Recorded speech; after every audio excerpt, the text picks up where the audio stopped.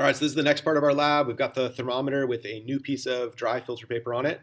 We're going to be testing the next liquid. So the next liquid is going to be acetone.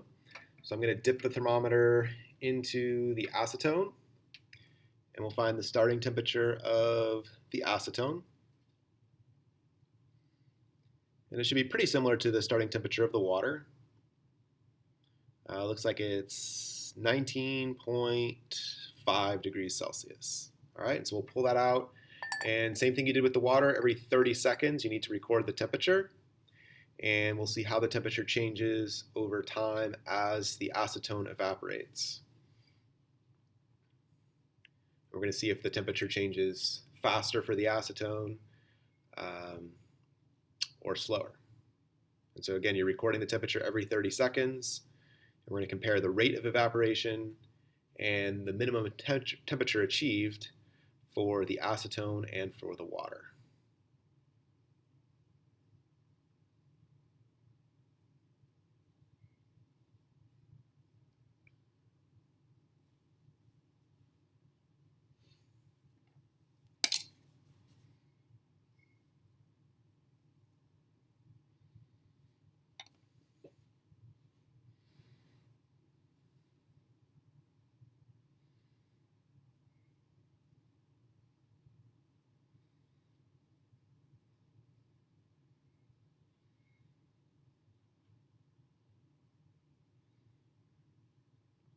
So you can see the acetone has already gotten very cold. It's already negative 2 degrees Celsius.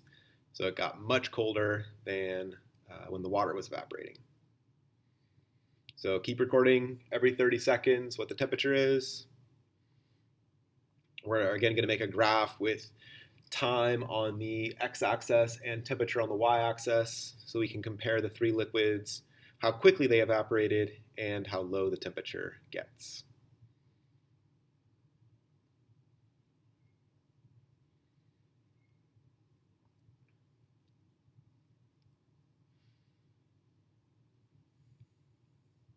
Acetone is the chemical that's used in nail polish remover typically.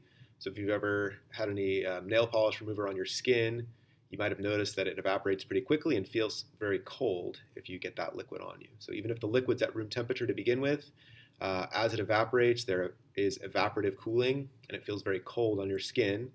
The same thing's being shown on the thermometer right here. As it evaporates and turns to a vapor, energy is being absorbed, and then therefore this piece of paper and the thermometer underneath it are getting very cold. And so you've seen that with water when you get your skin wet. You may have seen that with acetone as well. And you might have noticed that acetone feels even colder than water as it's evaporating off of your skin. And we're measuring that as it's evaporating off of this thermometer.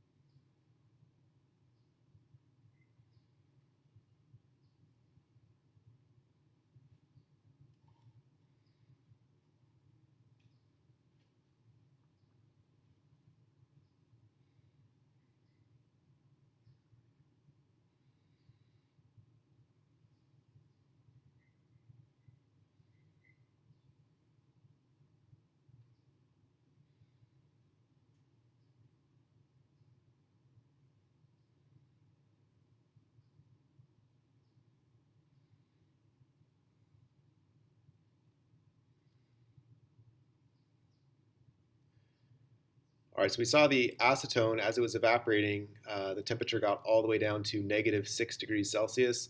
Now it looks like it might be coming back up. I'm going to feel this. So this feels like it's almost dry. So I think it's pretty much done evaporating, and that's why now the temperature might be coming back up as it just comes back towards room temperature. Since all the evaporation is done, this is pretty much almost dry, and so it's not experiencing that evaporative cooling anymore, and now it's just starting to return to room temperature. So it's starting to increase in temperature again.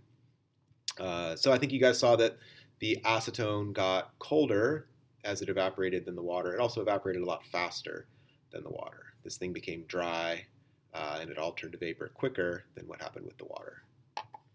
So we'll stop that and then we'll continue it with the ethanol next.